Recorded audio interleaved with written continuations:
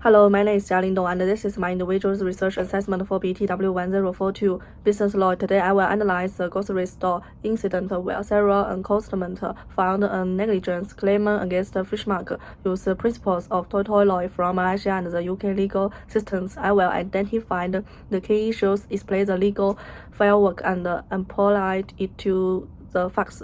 Let us begin with an overview of objectives of this presentation. The focus of this presentation is to achieve three objectives. The first, identify the main issues arising from incident. The second, explain the relevant legal principles of negligence. And the second, provide a preliminary application of these principles to Sarah's case against Fishmark. Now that we have established the objectives, let me provide a brief background of the case. Sarah, a regular customer at Fishmark, slept on a liquid spring that has been left unattended in the store. There were no one inside, and employees knew about the hazard, but failed to article. As a result, she suffered a sprained ankle, significant bruises, and incurred multiple explosions and lost wages.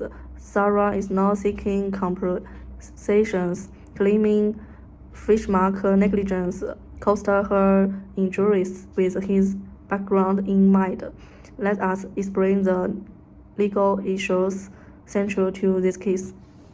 The central issue is whether Fishmark was negligent in preventing Sarah's injuries.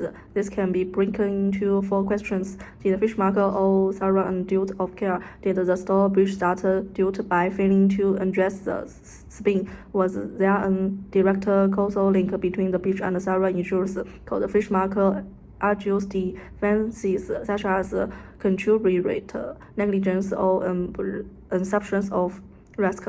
Next, I will explain the legal principles of negligence in Malaysia and UK law. In Malaysia law, business owe a duty of care to customers, as seen in Duke Hill, Stevens 1932, and which incurs one action for below reasonable standings as outlined in Operator's Liability Act. Causation and determined through the but-for test, illustrated by Bennett, Chelsea, and Cairns Hospital, 1968. Fishmark may raise defenses such as contributory negligence, but these are weak without supporting evidence. Similarly, UK law provides guidance through the Operator's Liability Act and relevant case law. Let's examine this next. Under UK law, the Operator's Liability Act in 1957 establishes that business must insure premise safety cases like what Tesco Store Ltd. in 1976 highlighted the need for timely hazard management. Causations established through the but-for test and proximate cause is demonstrated in Bolton Store in 1951. These principles, alike cost with Malaysian law, have explained the legal framework. Let's apply these principles to the facts of the case.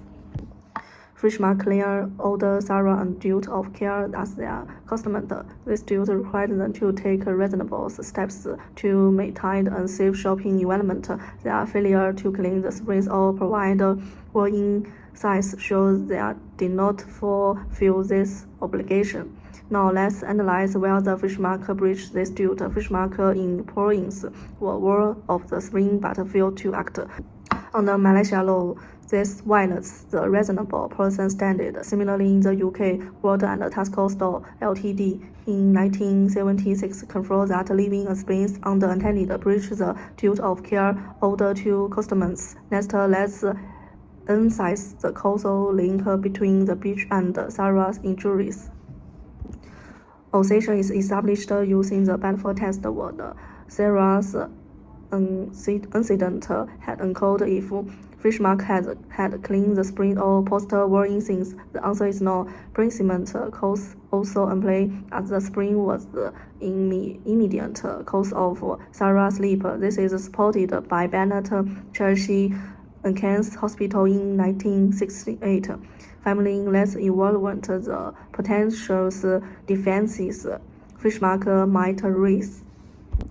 Fishmark may argue contributory negligence, claim Sarah was not paying attention or use violent no fatal injury, suggesting Sarah accepted the risk of busy stop.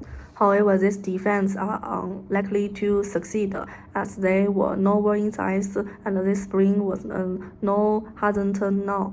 Let's consider broader policies implications of this case for business.